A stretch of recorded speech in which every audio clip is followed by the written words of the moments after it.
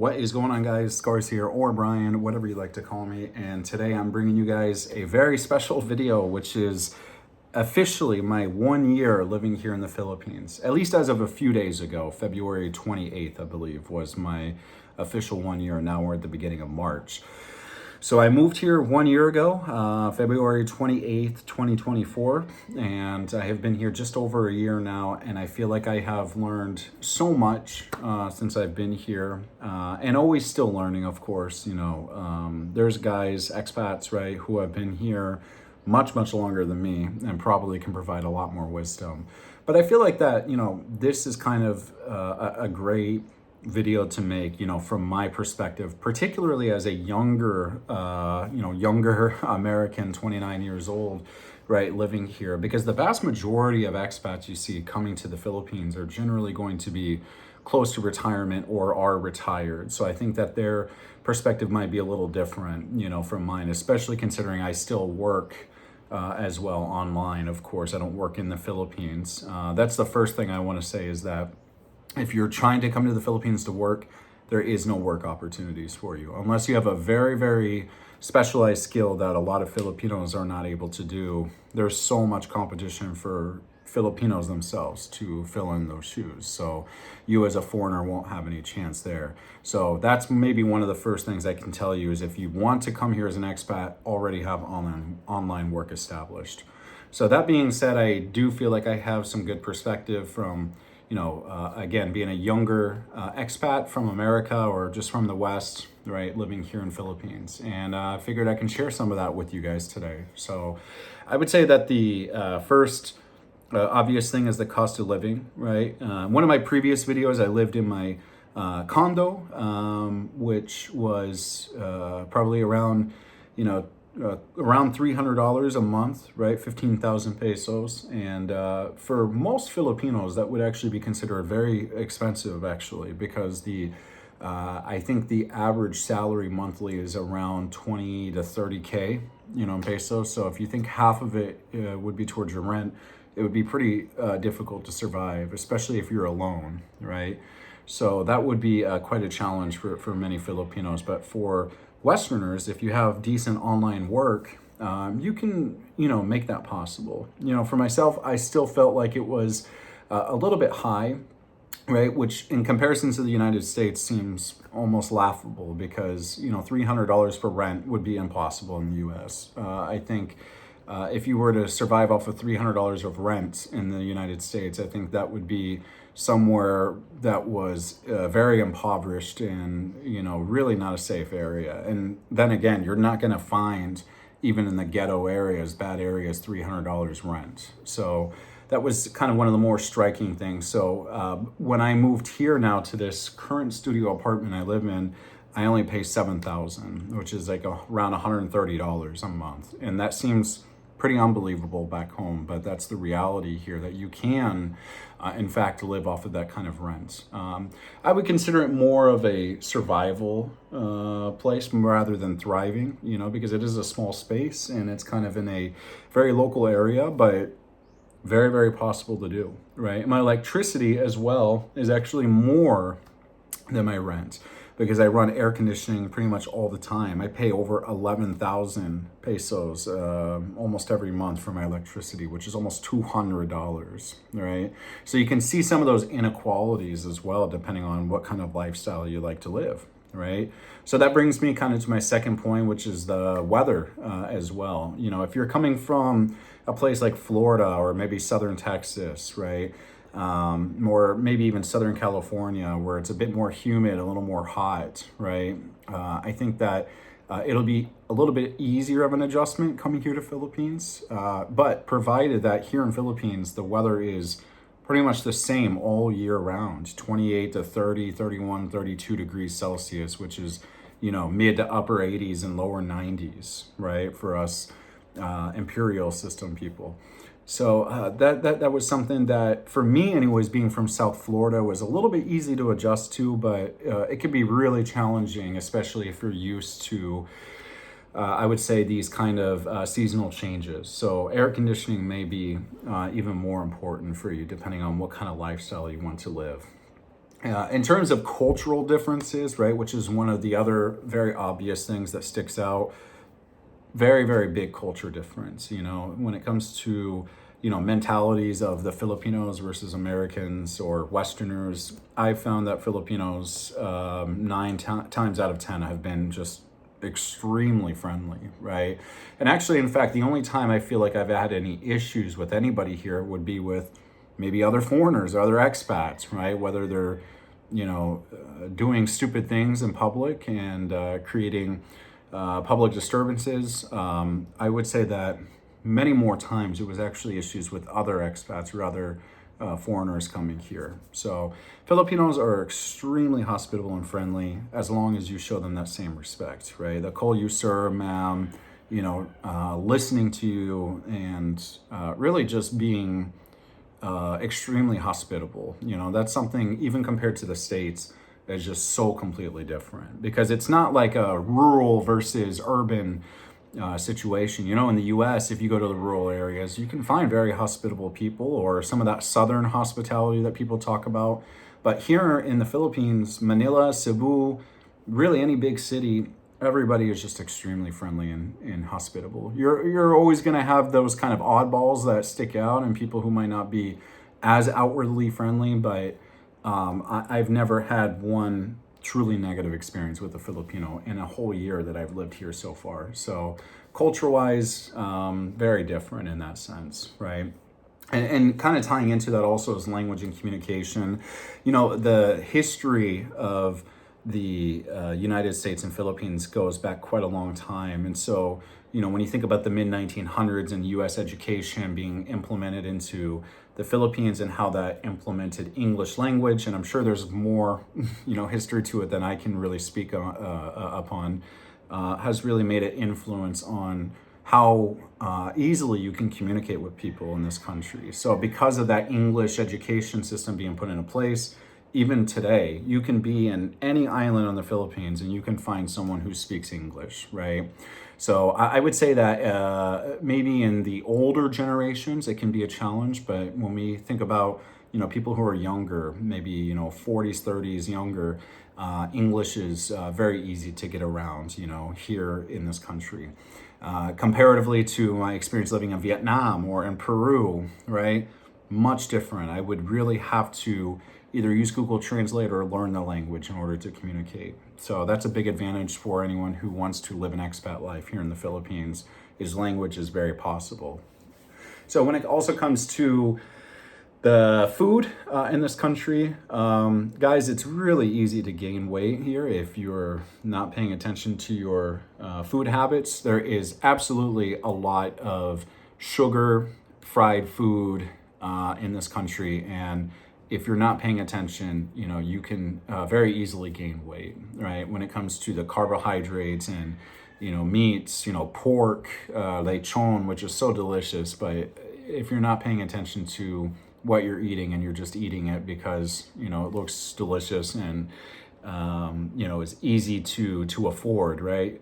It can be really hard to lose weight. Even myself, I've kind of been up and down in my weight, in the last year. I'm trying to go back down again, but food-wise, it's really great. I will say that island-style cooking is wonderful, but again, you have to be really mindful about how much of this you eat. So my suggestion is, have a balance, with the local Filipino foods, right, which again contain a lot of oil in many dishes, and sugar as well. If you've ever heard of sweet spaghetti before, that's a prime example of just one of many different sugary dishes that exist. But Filipino food, definitely not in my top 3, but certainly in top 5 foods I've had. I think it's extremely delicious. So, and I think there's always something for everyone when it comes to the food.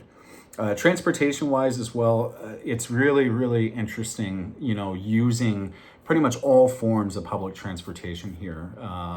Because, when you think about the United States, most people just, drive their car back and forth to work. Some people may take the public transportation like buses, but I would say it's quite uncommon comparatively to here, where there's many more motorbikes than cars, but also there is jeepneys, which are kind of these mini buses, jeepneys and motorized jeepneys, where people will get on in these very, very tightly cramped spaces, right? And very affordable to travel in one direction down a road.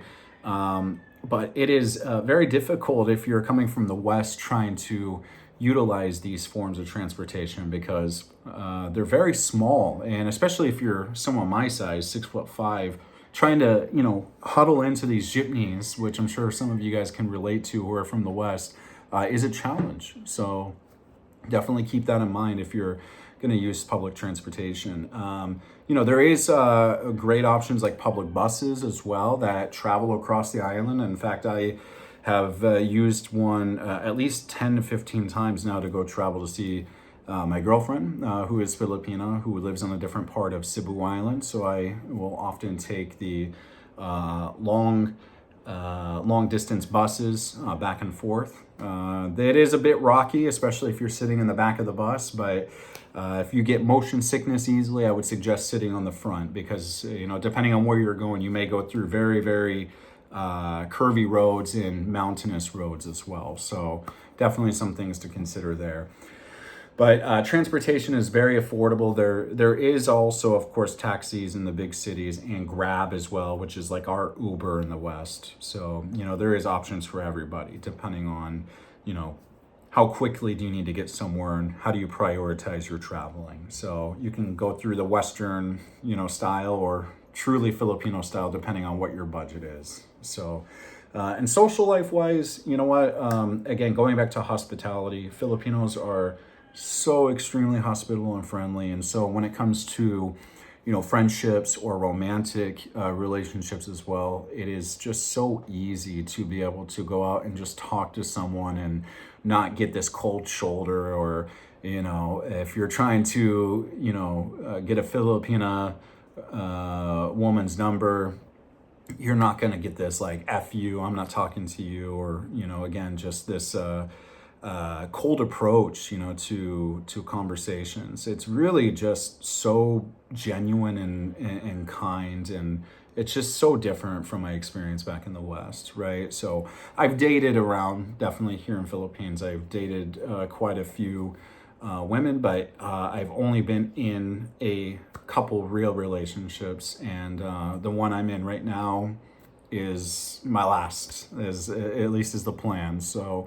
when you find a very good woman, you won't want to let go of her. You want to stay with her forever to the end of the earth. So, for me, I'm very happy that I found, the partner that makes me feel complete. But when you come to Philippines, and even if it's not romantic, if you're just looking for platonic friendship, it's just a wonderful experience. You can make so many friends here. And, it's not even in the sense that you're the foreigner, you're going to pay out or, give money or buy things for them just because, you're seen as the foreigner. Those are the wrong type of friends you would make anyways. But in terms of just genuine, connection and, this very family-oriented culture, it is very easy to make genuinely good friends or connections with people. So again, platonically and romantically, it applies to both.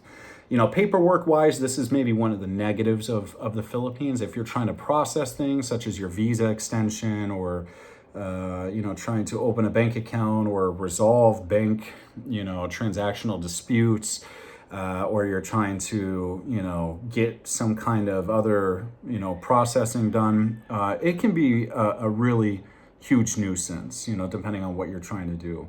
For myself anyways, when it comes to extending my visa, which if you come to Philippines, and most Western countries, you can come here, I think up to 3 years, if I'm not mistaken, right? You just extend your tourist visa every 2 months, and you can continue to do this consecutively for 3 years, which is really wonderful.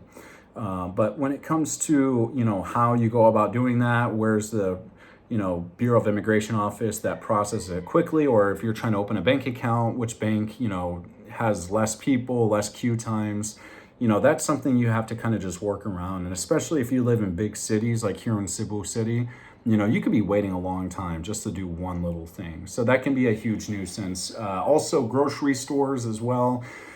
or restaurants, don't be surprised if you have to wait, 20, 30 minutes just to even order. And then let alone, after that, I think one time I was at Jollibee and I waited almost an hour for my food, right? If we experience that in the US, really any Western country, we would just throw a fit. And some people do when they come here. Foreigners will throw fits over stupid things like that, right? So if there's any piece of advice I can give, definitely to people who want to live here, just be patient.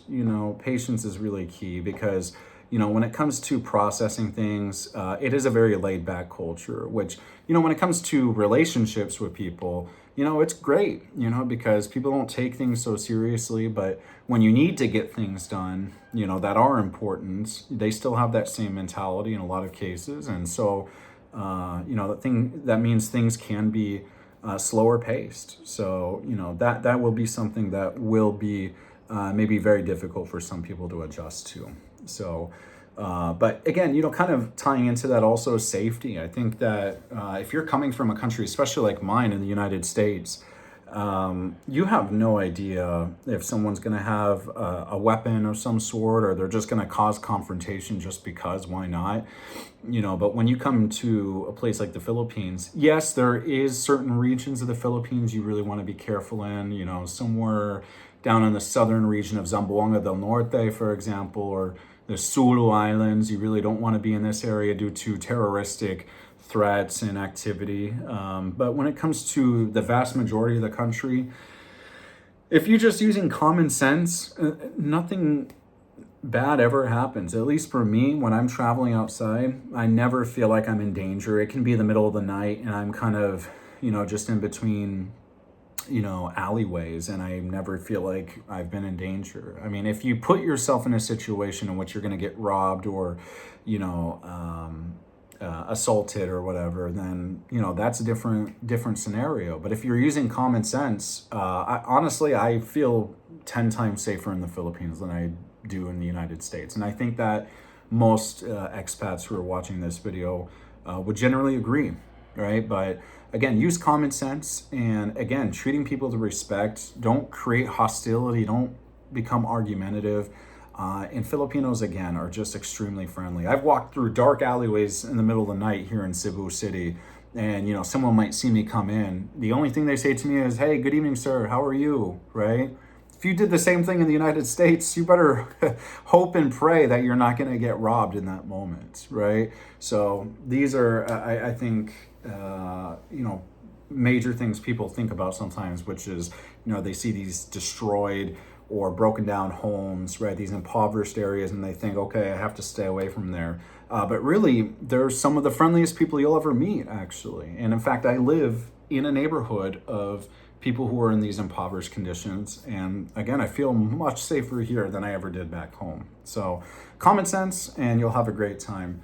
I think the last thing I want to mention as well is maybe what are some things I wish I knew before I went here, right? In terms of maybe preparation.